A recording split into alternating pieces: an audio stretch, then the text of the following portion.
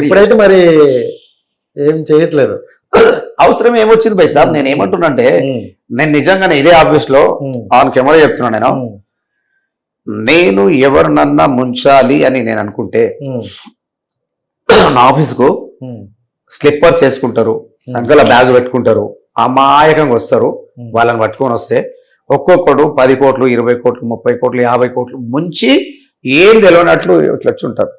ఇది పెట్టిస్తా అది పెట్టిస్తా అది చేస్తా ఇది చేస్తా వెంచర్ ఈ వెంచర్ అని చెప్పి 50 కోట్లు వేసేస్తారు చాలా మంది. అట్లాంటి నా దగ్గర 100 కేసులు వస్తాయి.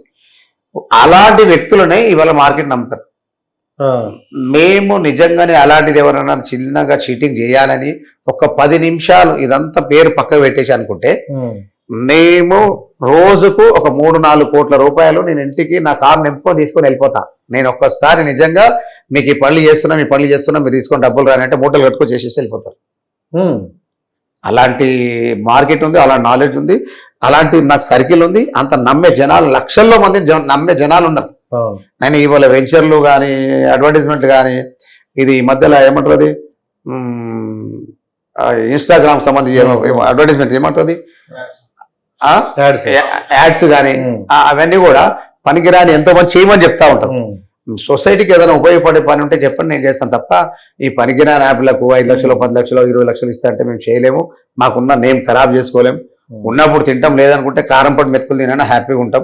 ఇట్లా దాంట్లో మేము రామని చెప్పి చాలా దూరం ఉంటాను అన్న. ఓకే అన్న, ఇదంతా ఓకే, ఇక్కడ వరకు బాగానే ఉంది. మనకు చాలా తక్కువ టైం ఉంది, ఇంకా ఎక్కువ అవుతుంది అని కాదన్న. ప్రతి మనిషికి కూడా ఎంత హ్యాపీనెస్ ఉన్నా ఎంత డబ్బు ఉన్నా లైఫ్లో ఒక పాయింట్లో ఈరోజు బాధ అనిపించింది, ఈరోజు మనకు వద్దు అని ఒకటి రిగ్రెట్ పీరియడ్ అవుతాం పడుకునేటప్పుడు ఎప్పుడైనా. మీ లైఫ్లో నుండి అలాంటి రోజు ఏదైనా ఉందంటే ఏంటి అది? అయితే నా లైఫ్లో మాకు పెద్ద చదువు లేదు. అమ్మ నాన్న వీళ్ళందరూ ఏంటంటే మేము 2 సిస్టర్స్ 3 అన్నదమ్ములము. నన్ను గవర్నమెంట్ స్కూల్లో వేశారు. స్కూల్ అయిపోయింది, 10th అయిపోయింది. 10th చదవలేదు, ఫెయిల్. ఆ తర్వాత ఎన్నో కొడుతుండే ఎక్కడో తిరుగుతుండే 5-6 నెలలు 6 నెలలు ఇంటికి పోకుంటాం మేము. తర్వాత ఏంటంటే మా నాన్నమ్మ చనిపోతున్నా అని మా నాన్నమ్మ ఈయన ఒక్కరిని పెళ్లి చేద్దామని చెప్పేసి డిసైడ్ అయ్యారు. నేను పెళ్ళాన్ని ఎట్లా దాకుతా తెలియదు నాకు. అప్పుడు పెళ్లి చేసారు. పెళ్లి చేసిన తర్వాత మా భార్య ప్రెగ్నెన్సీ తర్వాత వామిటింగ్ చేసుకుంటారు. వామిటింగ్ చేసినప్పుడు మా అన్నదమ్ముల దాంట్లో కూడా వాళ్ళు కూడా ఆర్థికంగా అంతో ఉన్నోళ్ళే.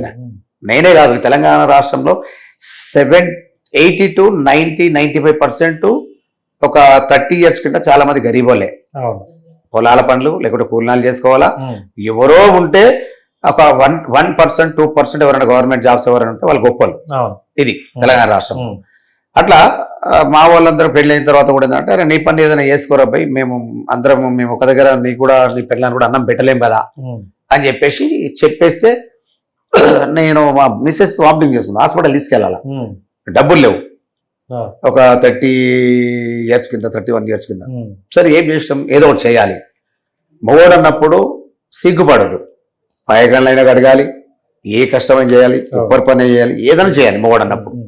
అలాగా మాకు మా చదువులకు ఏ కంపెనీలో పోయినా కూడా 500 రూపాయలు జీతం ఇయ్యరు. అందులో ఒక జైలు వేసినట్లు అయిపోతుంది. మాకు ఉంటుంటేందంటే ఫ్రీడమ్ గా ఏడో తిని చేసి పెరిగిన వాళ్ళం కూడా సరే ఒక కంపెనీలో జాబ్ పోవాలంటే మన నుంచి కాదు, కష్టం. అట్లా నేను చేసినంటే నాకు ఒక ఫ్రెండ్ ఉండే, డబ్బులు కావాలి మా భార్యని హాస్పిటల్ చూపించాలంటే. అందులో ఏం చేసినంటే నేను మా ఫ్రెండ్ ఎంబడ ఒక దగ్గర తాపి పని చేస్తాడు ఆయన. అక్కడ నేను ఏం చేసినంటే ఒక టవాల్ తీసుకొని నేను ఉప్పర్ పనికి వెళ్ళాను. వెళ్ళిన తర్వాత అప్పుడు నేను ఒక 1 week పని చేసి ఆ డబ్బులు తీసుకొని వచ్చి మా భార్యని హాస్పిటల్ తీసుకెళ్ళి ఆ రోజు ట్రీట్మెంట్ చేయించి నా తర్వాత నాకు అనిపించింది అంటే ఎస్ అంటే డబ్బుల మీద వ్యామోహం లేదు, ఎక్కువ డబ్బులు సంపాదన లేదు. ఎస్ పెళ్లి చేసుకున్నాం, భార్యకు ఒక మంచి భర్తగా, పుట్టబోయే పిల్లలకు ఒక మంచి తండ్రిగా. నేను చదువుకోలేదు కాబట్టి వాళ్ళకి మంచి చదువులు ఇవ్వాలి, ఒక సొంత ఇల్లు కట్టుకోవాలి, లైఫ్లో ఒక బైక్ కొనాలి. ఇది నా జీవితం ఇంతకు సరిపోతుంది అన్న ఒక థాట్తోనే నేను బతికినోని. ఆ లైఫ్లో నేను బాధపడ్డ సందర్భం అది. ఓకే. ఆ రోజు అట్లా అనుకున్నాను. ఇవాళ మనం ఈ రోజు- కోట్ల రూపాయల బిజినెస్ చేస్తున్నాం. అనుకున్నారన్నా ఎప్పుడైనా ఇన్ని కోట్లు సంపాదిస్తా? నేను లేదు, నాకు పైసల మీద వ్యామోహం లేదు. అప్పుడు కాదు, ఇప్పుడు కూడా లేదు. ఉమ్, నేను బతుకుతున్నా, హ్యాపీగా ఉన్నా, కష్టం చేసుకుంటూ పోతున్నా, ఉమ్, నా డబ్బులు వస్తున్నాయి, వెంచర్లు చేసుకుంటున్నాము, హ్యాపీగా ఉన్నాము, కొంటాము, అమ్ముతాము, చేస్తాము. దాంతోపాటు ఎవరికన్నా నిజంగా ఎవరికన్నా అన్యాయం జరిగింది, ల్యాండ్ ఎవడన్నా పక్కడు ఎవడన్నా కబ్జా పెట్టిండు, ఉమ్, నాది క్లియర్ టైటిల్ ఉంది, మన దగ్గర డాక్యుమెంట్ లేవు అన్న వాళ్ళు ఎవరైనా ఉంటే కూడా నిజంగా మా దగ్గరికి ఎవరైనా అప్రోచ్ అయినా ఖచ్చితంగా డాక్యుమెంట్ మా లాయర్స్, మా బాబులు ఉన్నారు, ఇంకా వాళ్ళకి సీనియర్ లాయర్ ఉన్నాడు, వాళ్ళకి ఇస్తాము. ఇచ్చిన తర్వాత డాక్యుమెంట్ లో ఏదో నిజాయితీ ఉంది, దమ్ము ఉన్నది అనుకుంటే ఉమ్, మేము వాళ్ళ దగ్గర ఏదైనా రేటు మాట్లాడతాం, అగ్రిమెంట్ చేసుకుంటాం. దాన్ని బట్టి అవసరం అనుకుంటే వీలైతే పోలీస్ స్టేషన్ వెళ్తాం. దాని ద్వారా పోలీస్ స్టేషన్ ద్వారా వెళ్ళిన తర్వాత కూడా పోలీస్ స్టేషన్లో కొన్ని అవుతాయి, కొన్ని కూడా ఏంటంటే లీగల్ ఏంటంటే కోర్టుకి వెళ్ళండి వాళ్ళు కూడా చెప్తారు. ఎందుకంటే వాళ్ళు కూడా ఉన్న వరకే వారికి ఎంతవరకు పరిమితం, వాళ్ళు కూడా పరిమితం ఉంటుంది. రైట్స్ ఎంతవరకు ఉండాలో అంతవరకు ఉంటాయి. ఉమ్, వినలేదంటే కోర్టు వెళ్ళినాను, కోర్టుకి వెళ్తాం. కోర్టు వెళ్ళిన తర్వాత కోర్టు ఏదైనా ఆర్డర్ ఇస్తే ఉమ్, ఆర్డర్ బేస్ చేసుకొని పోలీస్ ప్రొటెక్షన్ తీసుకుంటాం.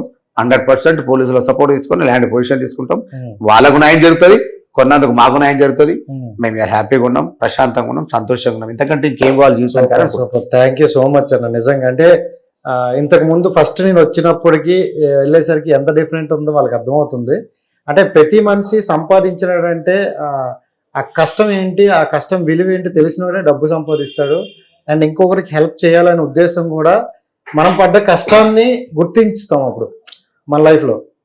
దాంతో పాటు ఉమ్. ఇంకొక విషయం మీ మీడియా ద్వారా తెలిసేది ఏంటంటే, ఉమ్, నాకు ఎప్పుడు కూడా ఏంటంటే, మనము బతుకు ఆన్ కెమెరా ఉమ్, ఉందా, ఉమ్, మనము బతకడం గొప్ప కాదు. ఉమ్, మనం ఏంటంటే తినడానికి తిండి లేని పొజిషన్ నుంచి తినడానికి టైం లేని పొజిషన్ రావడం ఇంపార్టెంట్ కాదు. ఉమ్, మనం తినడానికి తిండి లేని పొజిషన్ నుంచి వచ్చి 10 మందికి అన్నం పెట్టే పొజిషన్ ఎప్పుడైతే వస్తుందో ఉమ్, అప్పుడే నిజమైన మనిషాడు.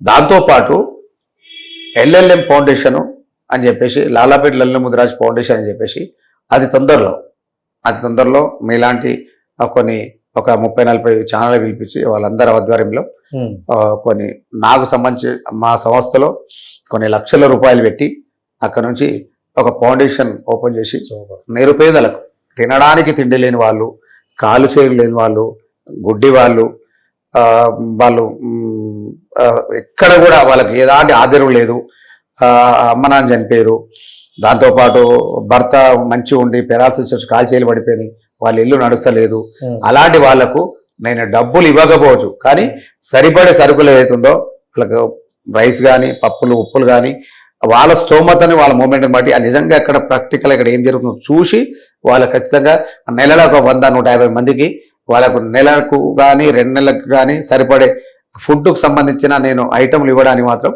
నేను ముందుకు రావాలని చెప్పేసి సూపర్.